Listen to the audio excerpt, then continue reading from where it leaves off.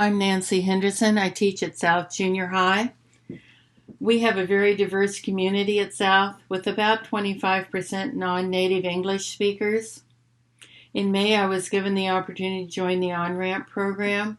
They provided a week of intense training here in Boise in June and later in November in Arizona. Both sessions were fast and intense. Learning the Apple programs was not that easy for me, but as I watched my students and learned from them, the programs became easier and easier.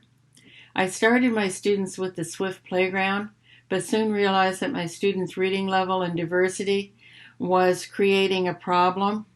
I wanted my students to enjoy the process, so we moved on and we went to Everyone Can Create books. This was where they really excelled. They could pick any book they wanted to and work on any program they wanted. As they were finishing up their programs, I had them go in and learn Keynote, do a very short slide presentation, and embed their particular exercise in there. This proved invaluable when we had to go before the Boise School District and do a presentation. Once I told my students what we were going to be doing, they wanted to do placards, so I had them do some placards. I took their computers, I put them out, and then everybody that was there that wanted to could come over and listen to the individual projects through Keynote. It turned out to be really fun, really inventive for them, and they enjoyed it. Toward the end of the semester, I wanted to get them back in coding, so we went in and did some sparrows, and they had a choice of making a maze or driving the sparrow from my room down to the office. The two that I have attached here are examples of what they were able to do.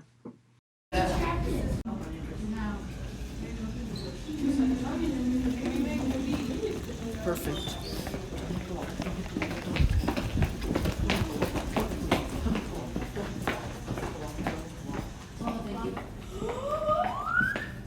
Okay, it's not gonna do it. Go. Move your face. We did not cheat there. That is allowed. Completely and totally allowed. Oh yeah. Let's go. We just sent that little ball to the office. Hot dang. So this is our Spiro maze we made. We had to make it so that sometimes it hit walls and stuff because it's not very accurate.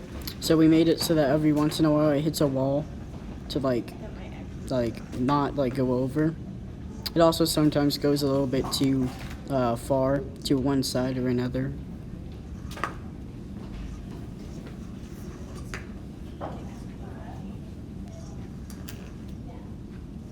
And that's it.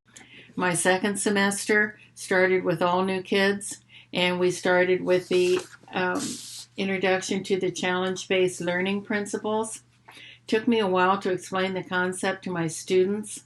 I had our social worker, Barbie Campbell, come into my room and show the students the resources that were on the Boise District site. She explained how people used them and also pointed out some of the problems. This gave my students great ideas on what they could do to improve on. After they did some research, they began wireframing the app. They lined up the stages and worked together to complete the app. Now that they had a prototype, I had them write an elevator speech and videotape them promoting their app with their 3-minute presentation. I wanted them to be able to see what they looked like and what other people were going to see. The actual showcase was the day before the end of third quarter, March 12th. My kids were excited. They were a little nervous. They went in and did a wonderful job. I was really proud of all of them.